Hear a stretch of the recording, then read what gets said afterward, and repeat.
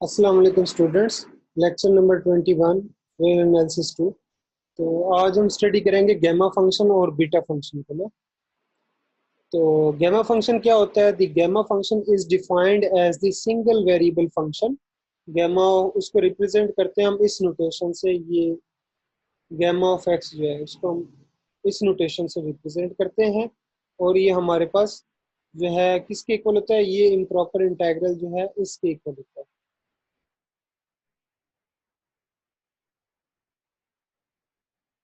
तो हमारे पास ये गैमा फंक्शन है और इसको हम ये इस तरह से रिप्रेजेंट करते हैं गैमा ऑफ एक्स से। और ये किस के इक्वल होता है? ये इम्प्रॉपर इंटेग्रल है, इसके इक्वल होता है। और ये जो गैमा है ये डिफाइंड होता है पॉजिटिव रियल नंबर्स के लिए। यहाँ पे एक्स जो है वो हमारे पास कोई भी पॉजिटिव रियल नंबर होगा। एक्स जो है वो हमारे पास कोई भी पॉजिटिव रियल नंबर होगा ना। अच्छा, उसके बाद नेक्स्ट जो है वो हमारे पास इसकी कुछ प्रॉपर्टीज हैं गैमा फंक्शन की। तो गैमा फंक्शन की प्रॉपर्टीज में जो है,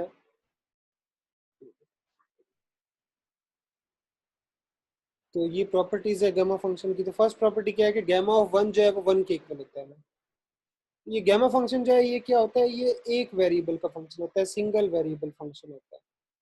तो एक ही वेरिएबल में फंक्शन होता है, सिंगल वेरिएबल में, ठीक है। इसलिए इस गामा ऑफ एक्स है ना, यहाँ पे हमारे पास एक्स वेरिएबल है। और राइट साइड पे ये जो है ये इम्प्रॉपर इंटेग्रल है। ये हमारे पास क्या है? इम्प्रॉपर इंटेग्रल है, क्योंकि लिमिट जो है आपके पास जीरो से इंफिनिटी है, एक लिमिट इनफाइनाइट है, और integration with respect to t है।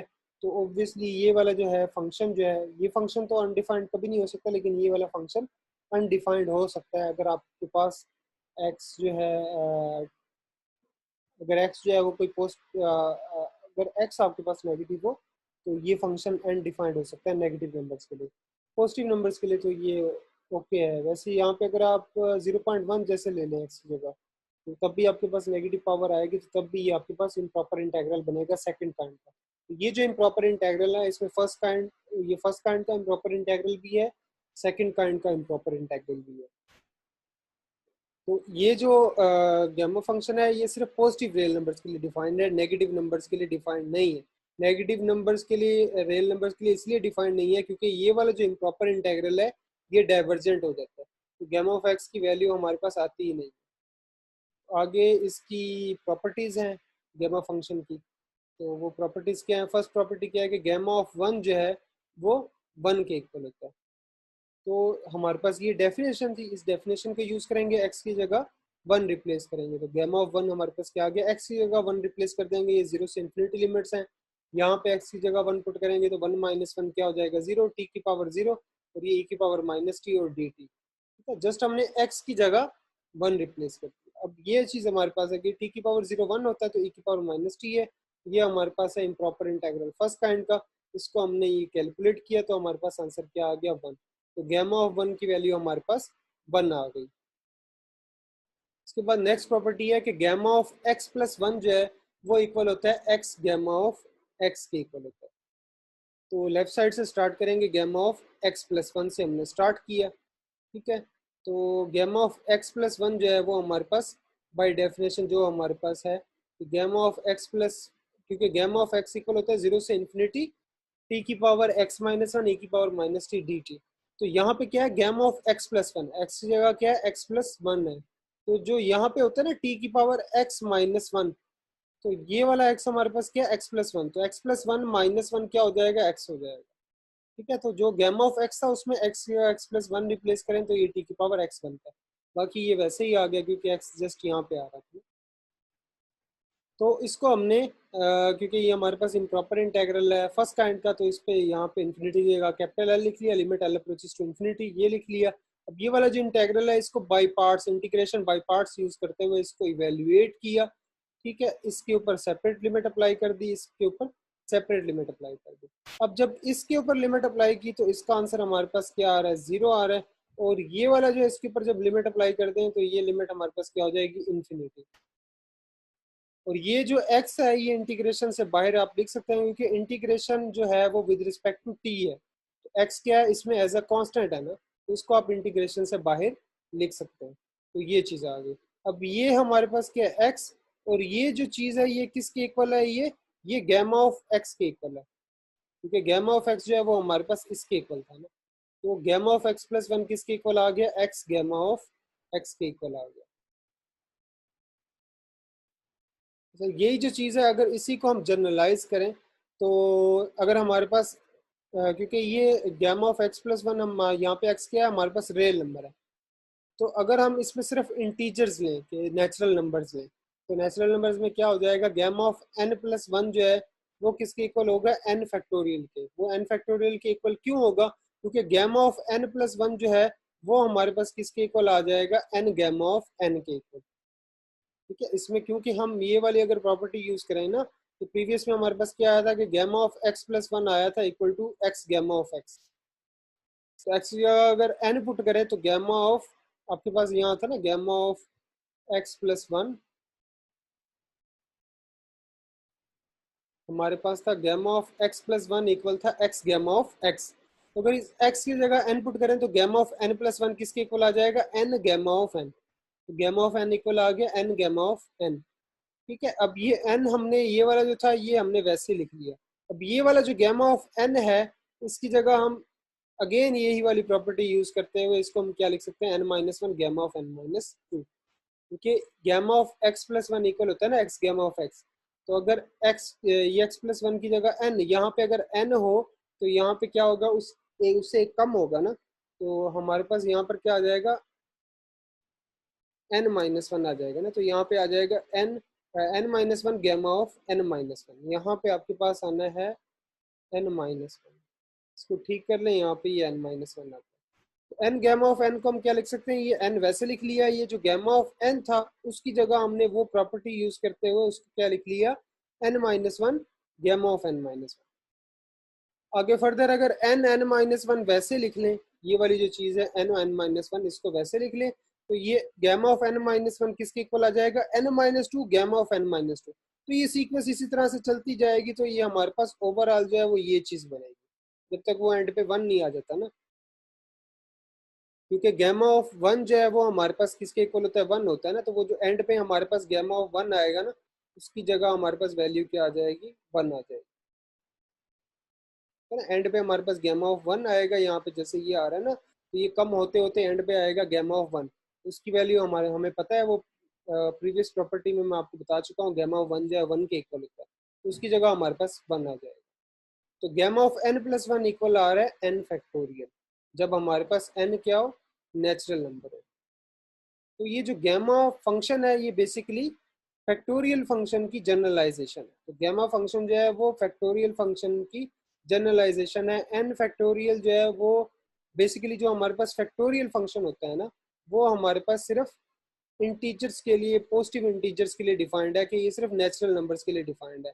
लेकिन जो गैमा फंक्शन है वो सारे के सारे पॉजिटिव रियल नंबर्स के लिए डिफाइंड है, तो ये ज्यादा बड़ी डोमेन के लिए डिफाइंड है। गैमा फंक्शन जो है वो बड़ी डोमेन के लिए डिफाइंड है, और जो फैक्टोरियल फंक्शन है वो सिर्फ नेचुरल नंबर्स के लिए डिफाइंड है। जैसे वन बाई टू हो, वन बाई टू का फैक्टोरियल हम कैलकुलेट नहीं कर सकते, लेकिन वन बाई टू का हम गैमा फंक्शन कैलकुलेट कर सकते हैं।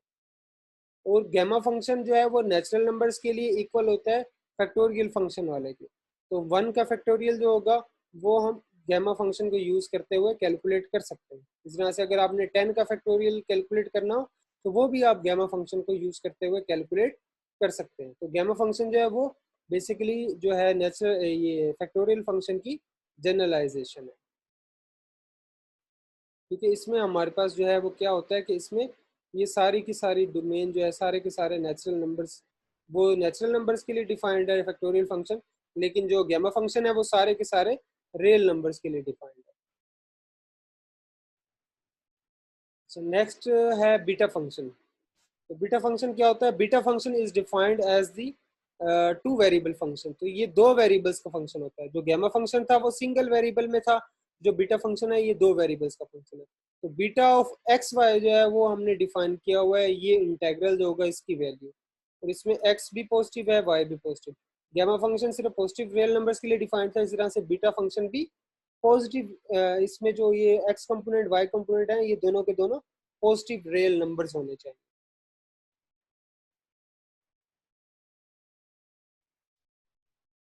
तो हमारे पास बीटा ऑफ एक्स वाई जो है वो इस इंटेग्रल के इक्वल है। तो ये integration with respect to t है, तो जब टी के रिस्पेक्ट से इंटीग्रेट कर लेंगे, टी की जगह वैल्यूज हम पुट कर लेंगे, लिमिट्स पुट कर लेंगे, तो हमारे पास ऑब्वियसली फंक्शन किसका आएगा, एक्स वाई वेरिएबल में आएगा, तो वो हमारे पास बीटा ऑफ एक्स वाई। तो आगे फर्दर इसकी प्रॉपर्टीज को डिस्कस किया हुआ है। फर्स्ट प्रॉपर्टी ये है कि जो बीटा फंक्शन होता है वो सिमेट्रिक होता है। सिमेट्रिक का मतलब क्या है कि beta of x y equal होगा बीटा ऑफ वाई एक्स। तो एक्स वाई एक्स को वाई के साथ अगर आप इंटरचेंज कर लें तो आपका बीटा ऑफ एक्स वाई और बीटा ऑफ वाई एक्स जो है वो इक्वल आंसर आता है, आपके पास सेम आंसर आएगा। तो इसको ये प्रूफ किया हुआ है कि बीटा ऑफ एक्स वाई जो है वो हमारे पास जो डेफिनेशन थी वो हमने लिखी 0 से 1 टी की power x minus one, 1 minus t की power y minus one d t. इसको हमने शो करना है कि ये इक्वल होगा बीटा ऑफ वाई एक्स। तो इसमें हमने क्या किया कि ये सब्सटीट्यूशन पुट की कि जो टी है उसको हमने 1 माइनस यू पुट कर दिया, तो यहाँ से डी टी क्या आ जाएगा, माइनस डी यू के इक्वल आ जाएगा। और लिमिट्स जो है, जब टी जो है यहाँ पे जो ओरिजिनल पहले वाली लिमिट्स थी उसमें टी जब जीरो था, तो यहाँ पे टी की जगह जीरो पुट करें तो यू हमारे पास क्या आ जाएगा, यू को अगर इधर ले जाए ना, क्योंकि यहाँ से हमारे पास जो है ये क्या इक्वेशन बन रही है, यू इक्वल आ रहा है 1 माइनस टी के इक्वल, ठीक है ना। ये हमारे पास यू जो है वो ये आ रहा है, बेसिकली ये सब्स्टिट्यूशन है ना। तो इसको सिंप्लीफाई करें तो आपके पास ये आता है ना, u equal to 1 minus t. तो यहाँ से डी यू किसके इक्वल आ जाएगा, माइनस डी टी। और जब आपके पास t की जगह आप जीरो पुट करते हैं, ये वाली लोअर लिमिट पुट करते हैं t की जगह जीरो, तो u किसके इक्वल आ जाएगा, 1 माइनस जीरो, 1 के इक्वल। तो t की जगह जीरो पुट करें तो u की लिमिट क्या आ रही है, 1 आ रही है। और जब यहाँ पे t की लिमिट t की जगह 1 पुट कर रहे हैं तो आपके पास u क्या आ जाएगा, 1 माइनस वन क्या हो जाएगा, जीरो। तब u किसको अप्रोच करेगा, जीरो को। तो बीटा ऑफ एक्स वाई अब हमारे पास क्या आ जाएगा, ये लिमिट्स जो थी ये वही वाला ओरिजिनल हमने इंटेग्रल लिखा, इसको इंटरचेंज करेंगे तो लिमिट्स पहले हमारे पास 0 से 1 थी, अब हमारे पास क्या आ रही है, 1 से 0। टी की जगह हमने क्या रिप्लेस कर लिया, 1 माइनस यू, तो ये क्या हो जाएगा, 1 माइनस यू की पावर एक्स माइनस, तो वो ये लिख लिया हमने। 1 माइनस टी जो है वो हमारे पास यू के इक्वल आ रहा है, तो ये क्या हो जाएगा, यू की पावर वाई माइनस वन। अब ये जो डी टी है ये हमारे पास किसके इक्वल आया, माइनस डी यू। तो यहाँ पे डी टी की जगह क्या लिख लिया, माइनस डी यू, तो माइनस बाय लिख दिया ना।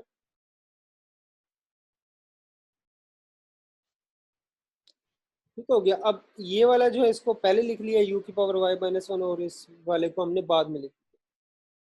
और जो ये इंटीग्रेशन की लिमिट्स थी ये मैंने आपको बताया हुआ है कि जब इंटीग्रेशन की लिमिट्स, लोअर लिमिट को आप अपर लिमिट बना दें और अपर लिमिट को लोअर लिमिट बना दें, तो वो इंटीग्रेशन ओरिजिनल इंटीग्रेशन का माइनस मल्टीपल होता है। तो ये जब आप लिमिट्स को इंटरचेंज करेंगे, वन को ऊपर ले जाएंगे, जीरो को नीचे ले आएंगे, तो ये माइनस से बाहर मल्टीप्लाई करके माइनस माइनस प्लस हो जाएगा ना।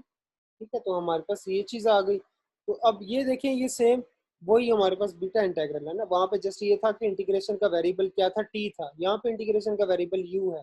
तो ये तो डमी वेरिएबल होता है ना, तो वो यू हो, एक्स हो, वाई हो, जी हो, एम हो, जो भी वेरिएबल हो। ठीक है, तो चीज़ तो वही है ना कि यहाँ पे क्या है कि ये इंटीग्रेशन वाला जो वेरिएबल था उसकी पावर एक्स माइनस वन है, तो यहाँ पे यू था, यू की पावर वही हमारे पास क्या है, नहीं, यू की पावर हमारे पास यहाँ पे क्या है, वाई माइनस वन। वहाँ पे एक्स माइनस वन था, यहाँ पे वाई माइनस वन। उसके बाद यहाँ पे 1 माइनस यू के टी जो है वो ये इंटीग्रेशन वाला वेरिएबल है, यहाँ पे 1 माइनस यू यू जो है वो इंटीग्रेशन वाला वेरिएबल। यहाँ पे पावर वाई माइनस वन थी, यहाँ पे एक्स माइनस वन।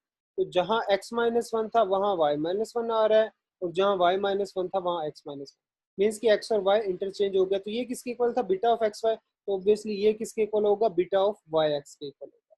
तो प्रूफ हो गया कि बीटा ऑफ एक्स वाई जो है बीटा ऑफ वाई एक्स के इक्वल आ रहा है।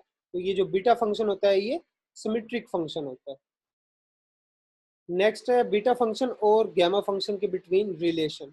तो इनके बिटवीन रिलेशन क्या होता है कि बीटा ऑफ एक्स वाई जो है ये इक्वल होता है gamma of x product gamma of y divided by gamma of x plus y. और इसमें कंडीशन ये है कि एक्स भी पॉजिटिव रियल नंबर होना चाहिए, वाई भी पॉजिटिव रियल नंबर होना चाहिए। ठीक है, तो आप जो है ये रिलेशन यूज करके भी वैल्यूज जो है कैलकुलेट कर सकते हैं। इसके बाद नेक्स्ट ये एक रिमार्क है, प्रॉपर्टी है कि gamma of x gamma of 1 minus x ये इक्वल होता है pi divided by sine of pi x, अगर एक्स जो है वो ओपन इंटरवल 0 1 में हो। तो इस प्रॉपर्टी को यूज करते हुए हमने प्रूफ करना है कि गैमा ऑफ 1/2 जो है वो इक्वल है स्क्वायर रूट पाई। ठीक है, तो इसको प्रूफ करने के लिए हम ये वाली प्रॉपर्टी यूज करेंगे। तो अगर यहाँ पे x की जगह 1/2 पुट करना है, x बाई 1/2 ऑब्वियसली इस इंटरवल में पड़ा हुआ है ना, क्योंकि इसमें x जो है हम वो वाली वैल्यूज पुट कर सकते हैं जो इस 0-1 ओपन इंटरवल में हो, 0-1 के बिटवीन वैल्यूज पुट करनी है। तो अगर x की जगह 1/2 पुट कर लें क्योंकि इंटरवल में पड़ा हुआ है, तो x की जगह 1/2 पुट करें तो गैमा ऑफ 1/2, यहाँ पे 1/2 पुट करें तो 1 माइनस 1/2 क्या हो जाएगा 1/2, तो ये भी गैमा ऑफ 1/2।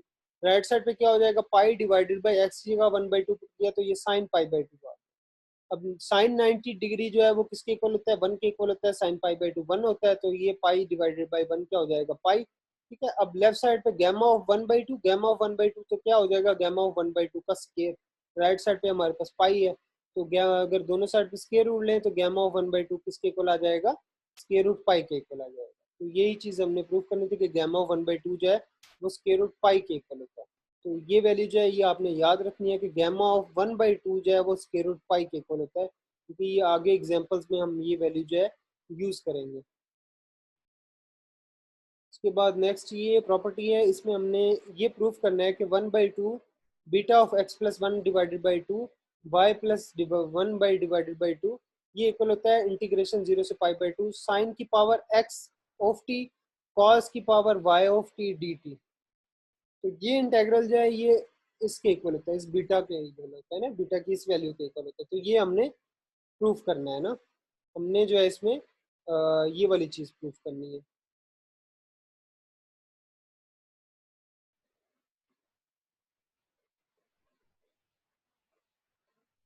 ठीक है, इसको हमने प्रूफ करना है। तो जो लेफ्ट साइड है उससे हमने स्टार्ट किया 1/2 beta of x plus 1 divided by 2 y plus 1 divided by 2। तो 1/2 हमने वैसे बाहर लिख दिया, बीटा की डेफिनेशन को यूज करते हुए ये इंटेग्रल लिख लिया। बीटा में हमारे पास लिमिट्स क्या होती हैं 0 से 1। अच्छा, जो गैमा फंक्शन होता है उसमें हमारे पास इंटेग्रल की लिमिट्स क्या होती हैं 0 से इन्फिनिटी। वो इम्प्रॉपर इंटेग्रल फर्स्ट काइंड का भी हो सकता है, सेकंड काइंड का भी हो सकता है। जो हमारे पास बीटा फंक्शन है वो क्या होता है उसमें इंटेग्रल की लिमिट्स क्या होती हैं 0 से 1। ये वाला जो है ये भी इम्प्रॉपर इंटेग्रल है, लेकिन ये इम्प्रॉपर इंटेग्रल है किस काइंड का सेकंड काइंड का है, क्योंकि इसमें इनफाइनाइट लिमिट तो नहीं है, इसमें दोनों की लिमिट्स जो है फाइनाइट है, एक 0 है एक 1 है। ठीक है, तो लेकिन ये सेकंड काइंड का है क्योंकि ये जो फंक्शन अंदर लिखा हुआ है ये अनडिफाइंड हो सकता है इस इंटरवल में। ठीक है, तो beta of x plus 1 divided by 2 y plus 1 divided by 2 लिखते हैं हमने। तो यहाँ पे हम क्या लिखते हैं जो यहाँ पे होता है ना उसमें 1 को सब्ट्रैक्ट करके लिखते हैं, क्योंकि यहाँ पे होता है अगर यहाँ पे x हो यहाँ पे y हो तो ये क्या लिखता है t की पावर x-1, और यहाँ क्या लिखते हैं 1 माइनस टी की पावर y-1। तो अब यहाँ पे x की जगह क्या है x प्लस 1 डिवाइडेड बाई 2, तो यहाँ पे क्या आ जाएगा t की पावर ये x प्लस 1/2 माइनस 1। ठीक है, तो ये क्या आ जाएगा x प्लस 1, ये था x प्लस 1 डिवाइडेड बाई 2, ये x कंपोनेंट है हमारे पास, इसमें से 1 को सब्ट्रैक्ट अगर करें तो आपके पास ये क्या आ जाएगा x माइनस 1 डिवाइडेड बाई 2। ठीक है, तो ये चीज़ आ गई, और यहाँ पे क्या होता है 1 माइनस टी की पावर ये y वाला कंपोनेंट -1, तो इसमें से अगर 1 को सब्ट्रैक्ट करें तो y माइनस 1 डिवाइड बाई 2 हो जाएगा। ठीक है, तो ये डेफिनेशन को यूज़ करते हुए हमने बीटा फंक्शन से ये चीज़ लिख ली। अब यहाँ पे हमने सब्स्टिट्यूशन की कि t को हमने साइन स्क्वायर थीटा पुट कर दिया, तो जब t को साइन स्क्वायर थीटा पुट कर दें तो हमारे पास जो है 1 माइनस टी क्या हो जाएगा कॉस स्क्वायर थीटा, क्योंकि 1 माइनस साइन स्क्वायर थीटा किसके इक्वल होता है कॉस स्क्वायर थीटा के इक्वल होता है ना, क्योंकि 1 माइनस टी क्या हो जाएगा यहाँ पे t की जगह साइन स्क्वायर थीटा पुट करें तो 1 माइनस साइन स्क्वायर थीटा किसके इक्वल होता है कॉस स्क्वायर थीटा, क्योंकि sine square plus cos square हमेशा 1 के इक्वल होता है ना। तो ये 1 माइनस टी जो है वो इसके इक्वल आ गया, टी जो है वो इसके इक्वल है, तो यहाँ पे t की जगह ये रिप्लेस करेंगे, उस 1 माइनस टी की जगह ये रिप्लेस करेंगे। बेसिकली हम ये चीज़ बनाना चाह रहे हैं ना, अब ये तो साइन को साइन में था तो इसलिए इस t को साइन में हमने पुट की है, और नीचे 2 पावर थी ना, नीचे 1 बाई ये हमारे पास जो है x माइनस 1 डिवाइड बाई 2 है, तो नीचे वाले 2 को खत्म करने के लिए इसलिए यहाँ पे स्क्वायर लिखा है। इसी तरह से यहाँ भी यही काम हमने किया है। तो अगर हम डी टी इसका कैलकुलेट करें तो ये क्या हो जाएगा 2 sine theta cos theta D theta. तो सब्स्टिट्यूशन करके हमने ये पुट किया। अब लिमिट्स अगर आप देख लें कि टी जब 0 था तो टी की जगह जब 0 पुट करेंगे तो थीटा क्या आ जाएगा वो भी 0 ना, क्योंकि साइन इनवर्स 0 क्या हो जाएगा 0, तो लोअर लिमिट 0, यहाँ भी 0 थी यहाँ भी 0 हो गई, अपर लिमिट यहाँ पे 1 है तो टी की जगह 1 पुट करें तो साइन इनवर्स 1 क्या होता है, वो हमारे पास 90 डिग्री होता है पाई/2। तो अपर लिमिट 1 से पाई/2 हो गई।